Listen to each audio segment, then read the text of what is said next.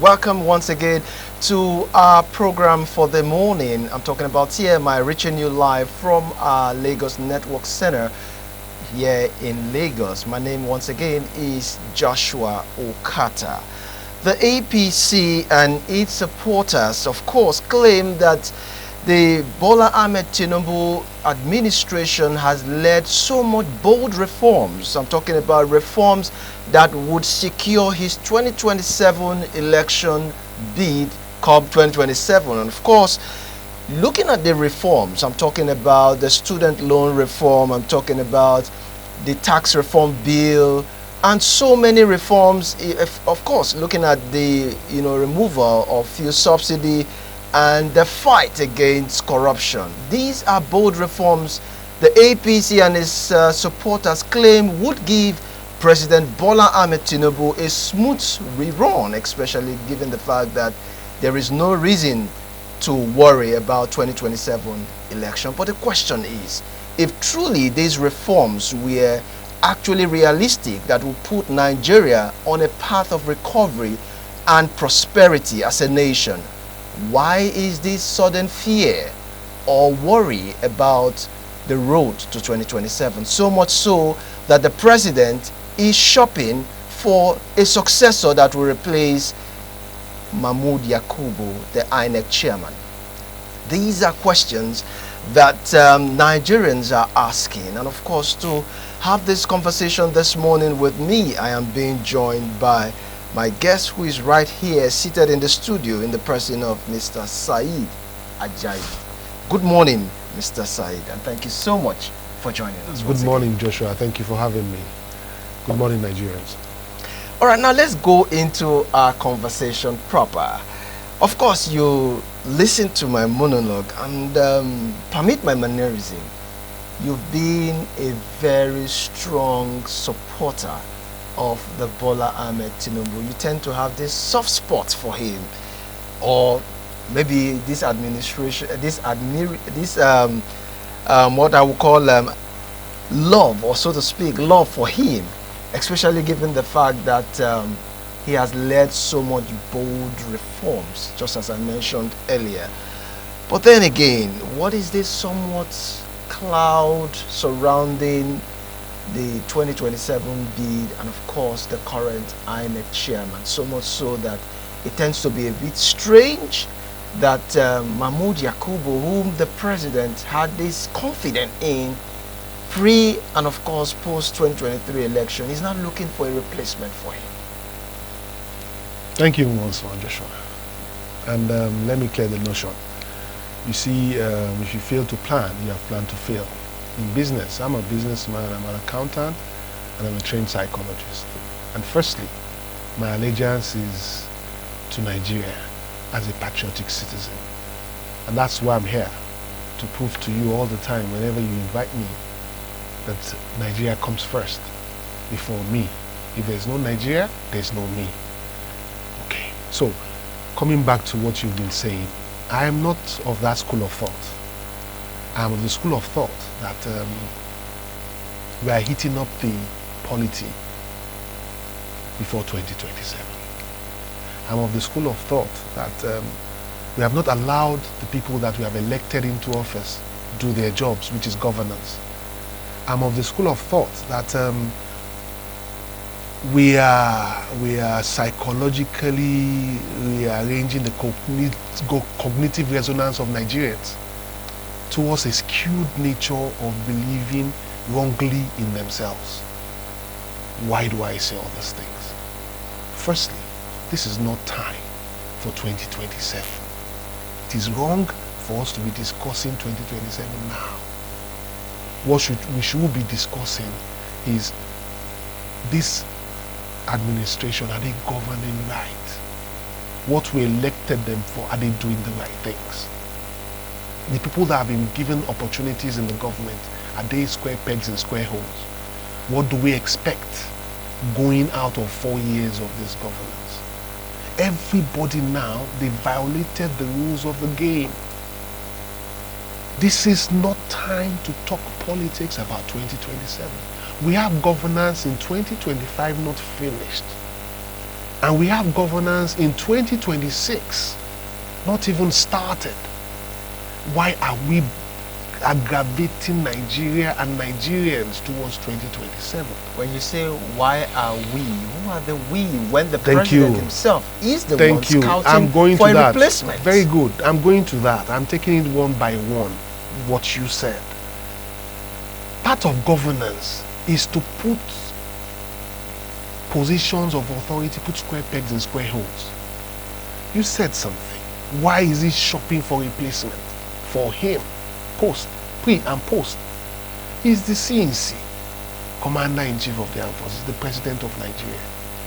There was once an Iwu, there was once a Jega before Mahmoud.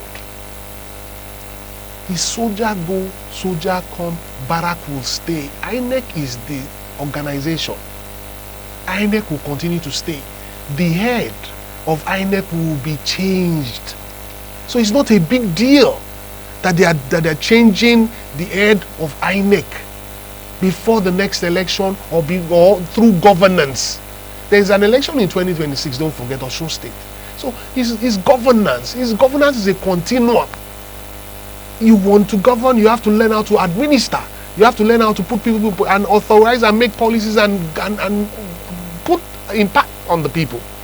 So the man there now needs to go, maybe his tenure is over. So they need to shop for the right, which I used earlier, square pegs in square holes. So if they now get the right person to put as INEC chairman, they will change him. That has nothing to do with 2027 election. That is the continuity of INEC. INEC must continue. INEC must have a chairman. It's just like now, he hasn't put administrators in some embassies all around the world. He said last week that he's apologizing that he has not gotten ambassadors yet. But they will now need to put those ambassadors there now because they have paid salaries and arrears and rents. So let us give kudos the fact that things are progressing. It might be snail speed, but things are moving. Okay, now that we have paid all those rents, we have paid all the salaries of our diplomats and all of that, and attaches and all of that, we can have ambassadors. I'm sure by the time he comes from his working leave, we will have announcement of ambassadors. So we have stability further. Let me refresh your memory. He said that the foreign exchange will be hovering between 1,500 for this fiscal year. Joshua, it has been stable. As a businessman, I can plan. Now this morning, coming to your office, coming to your station, the dollar is 1,514. 14 naira. It means that the naira is gaining value from 1,530, 1,540. We are at 1,514. We are not at 1,600. We are going to 1,500, which was the projection of the government. So this has nothing to do with me liking the passing of the president. No, it has to do with patriotism, to listen to him. He's our president. Even if I'm in opposition, he's our president. And if he's saying that this is this plan and we are seeing it working, we have to give kudos to them. It's not only about criticism. You criticize with a lot of common sense. And if we are not having the common sense, let us shut up. You asked the question, why are we so worried about 2027 when we are already... I am not worried. I said, why are we hitting up the polity about 2027 when we have not finished governance of 2025 in the and 2026? And INEC has also said that politics starts at the late end of 2026. So INEC now, Mahmoud, maybe that's why they want to change him, should bite when you're talking politicians and punish them.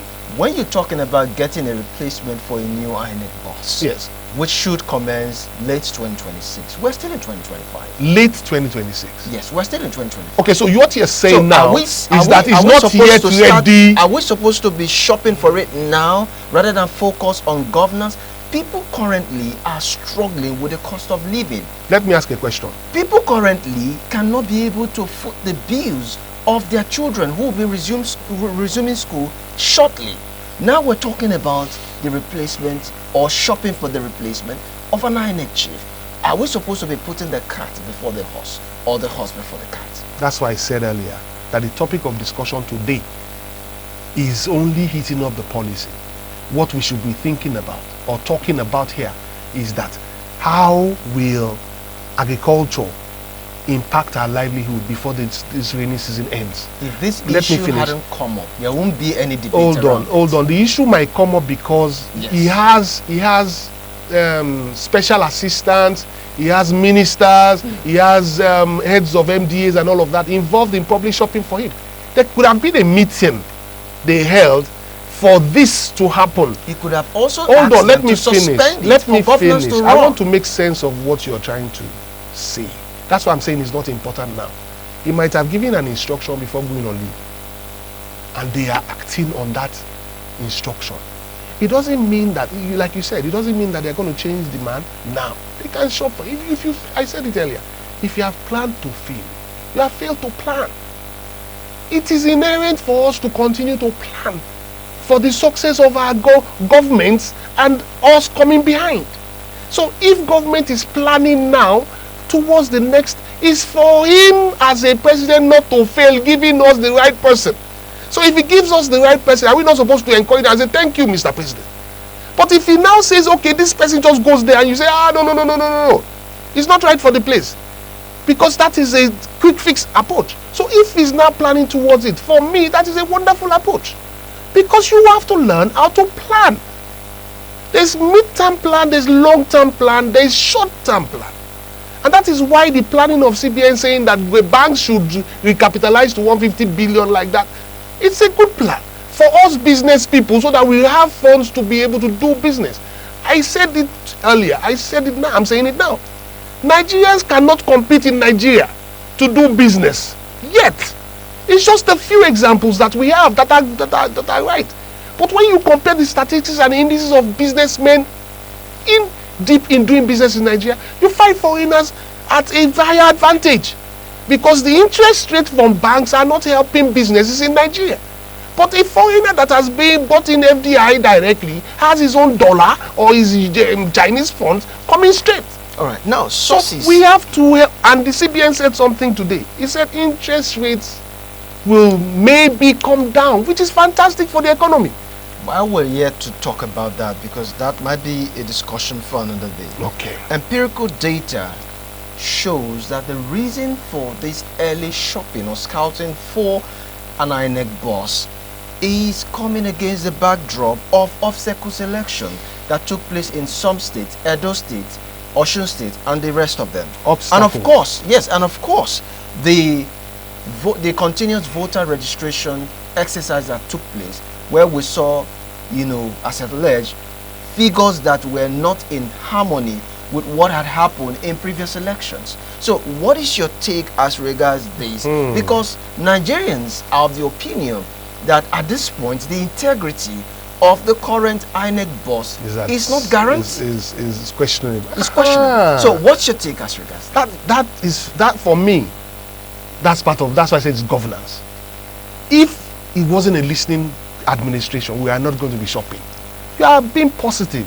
Is saying that there was a reference to elections, there was reference to the registration process, there was reference to this, so there's a likelihood of say fraud or mistakes or lack of management by the current INEC boss. So it means that this government is watching situations and looking at it. How do we change it to make it better? If this man is getting tainted over little things now, how is he going to handle the next election? Like I said, there are elections next year that's going to come to bear before the general election. And there are a lot of political game that is going to be played in 2026 by primaries and all of that. Are you going to be able to handle it? So that means that the government is proactive enough to think that, hey, what's going on with this man? Are we not supposed to check him and get another person? So that's fine by me. As a businessman, like I said, entrepreneur, if it's my own business, I would also be concerned. How would I leave my manager running business like this when he's the some of hanky-panky? Then investigation will start. Whereas some of these plots have been alleged to be sponsored, especially given the discrepancies, experienced during the voter registration exercise as alleged, were coming from political party figures, whether within or as opposition. Now the question is, is this a direct strategy deployed by the ruling party, I mean, to be able to use this as a basis to shop for a new INEC boss?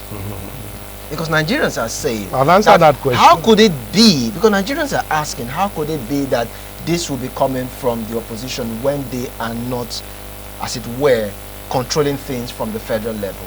So why bring up this issue as part of the strategy to replace the current INEC chairman? I said to you earlier, I'm still reiterating what I said earlier, governance. Opposition alleged, that's an alleged. Okay, so what we're saying now is that what concerns you and I is the politicians we have put in place of authority, are they doing the right things?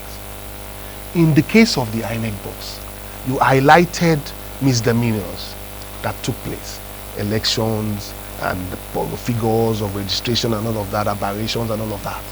It is enough for a government to start to find out what is happening.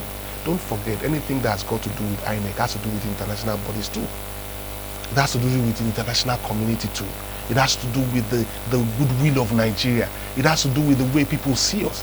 The president has been running around the world in the last 1 month saying that he needs funds and investments for Nigeria. He was able to get $2.something billion.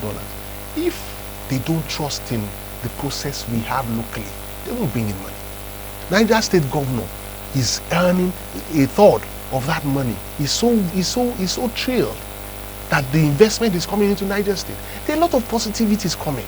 The president said he has been able to meet his target. That's why I said to you earlier that the governance of 2025, we have not finished. The budget of 2024 is still running as we speak, pari passu with the budget of 2025. We are not concerned how the government is able to amalgamate and achieve goals in between all these risks.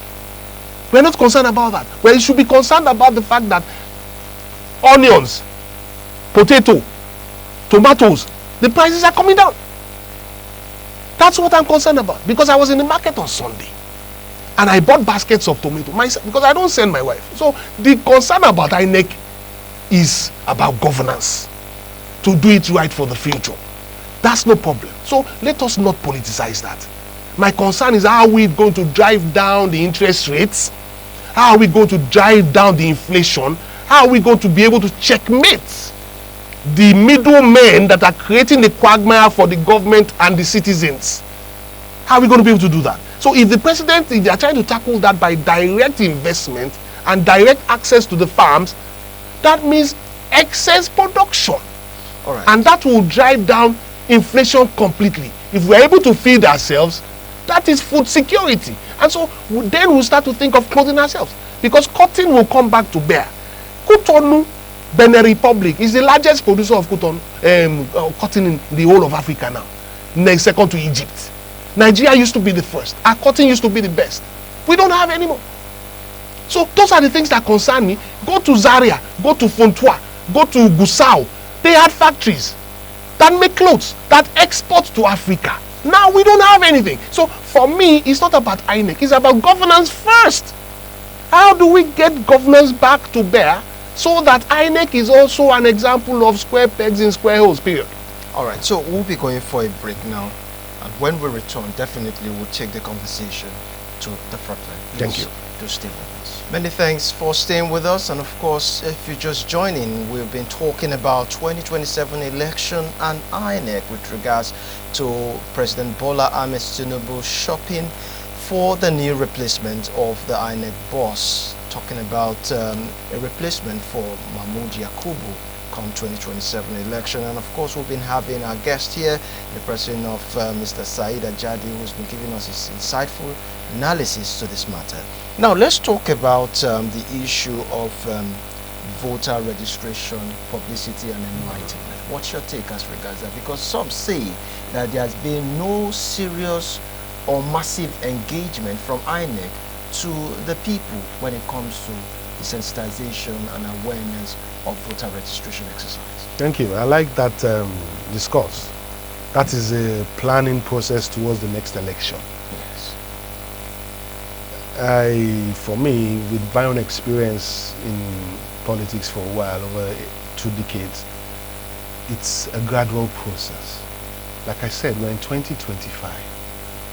There's still going to be a massive one in 2026 ahead of the next election. So, saying that there is no awareness now, I don't agree with you. It's a budget they have to spend money for this. They must have a scale of preference. What are the priorities? They have made announcements. I'm aware, you are aware, a lot of people are aware. But I know that next year, things will boom further than this because we are getting close to an election year. So INEC will be at the center stage and more funds will be placed in INEC's hands to do stuff. Because like I said, this is the time for governance. So the voters registration will continue at the background for a very long time. You know, going like that, because even me, I need to re-register because something has been altered on my voter. So I'm monitoring it. So, and I know that this is how they run over a period of time. So they are doing well concerning that. Or however, they are not spending so much money. And I told you, I said we are still in 2024 budget. Moving into 2025 and we are in September. 2024 budget was supposed to run till May. Now it's running till December. In tandem with 2025 budget. However, the government has been able to manage both. So that is a feat on its own. Do you understand? So we should look at how our government is managing our resources in tandem with governance and the people. Like I said to you, let's say that INEC has registered a subset of people now. You know, because between 2023 or 2022 they registered last, and now some people that were 16 have become 18 years of age. Some people that were not yet adults have become adults. So that process will take place this year.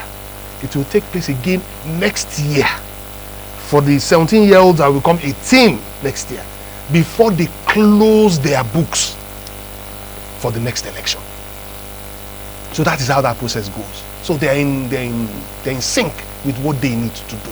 However, what I think you should be highlighting is that the process which they are doing, are we getting good feedback concerning lack of corruption, lack of mistakes and all of that? Because it is the data that they give to us that we're going to use for the next election. So the monitoring must take place by individuals and government and even parties to monitor those processes. Do you understand? It's not about the advertisement. It's about that particular data that is being gathered. Now, talking about data that is being gathered, yes. I mentioned earlier that some Nigerians are reacting to the discrepancy when it comes to the data which is what I said collected during the voter registration exercise. That's what matters. Now, recently, INEC announced that going forward, there won't be any use of the PVC. Now, what will be replaced will be the computer-generated slip. Okay. Now, Nigerians are saying that if this is not being counted, what we experience from the voter registration exercise and the 2023 election will be a joke. The 2027 election that we are preparing for might be the worst election because that I don't understand would be conducted in the history of Nigeria. That's why I don't understand the sleep.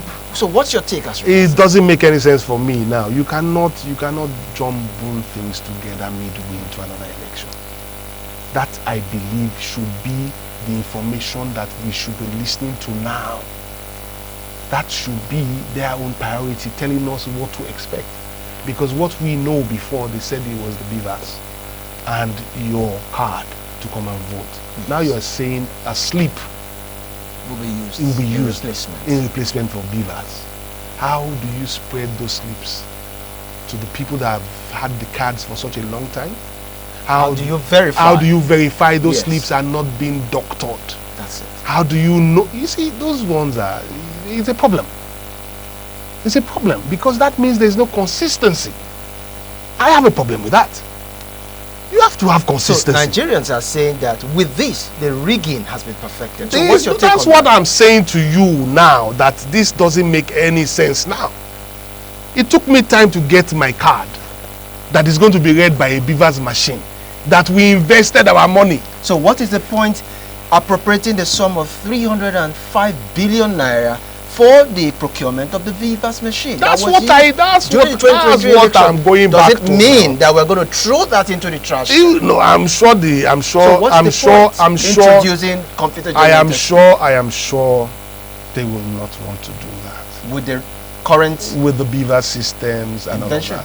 But you see, maybe because they had issues with the beavers, people complained, uploading and all of that. They saw, because it's just, for me, it was just a test. It was a test run. We didn't have beavers before. So we might as well go back to the basics. Obviously in what? Get your voter's card. Forget these beavers if it's not going to work.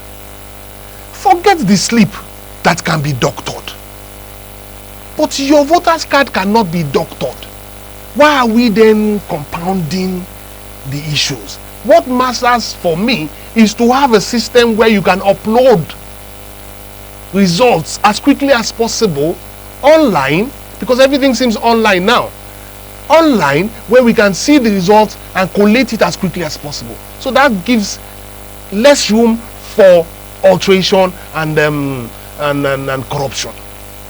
Do you understand? But when you now start to look for ways of making all these things like that, you are only compounding the situation. Mind you, a lot of elites don't go and vote. They're in their houses sleeping. But a lot of illiterate women, market women, and all, they are the ones that go to vote. So you are going to compound issues for them again. All right. I hear that we have to, draw the curtain on the program this morning. Thank you so much, Mr. Said Ajadi, Political Affairs Analyst, for giving us your exhaustive explanation to this issue. But unfortunately, time is not my friend. We will always have you here to give us your two takes. Thank you for having me, and allow government to let them govern. Well, it's not in my hands anyway. I'm just saying it because I'm on air. Let Nigerians and opposition allow governments to govern. All right. Then we can score them. That has been taken. Thank you so much once again. All right, that's our offering for you from our Lagos Network studio.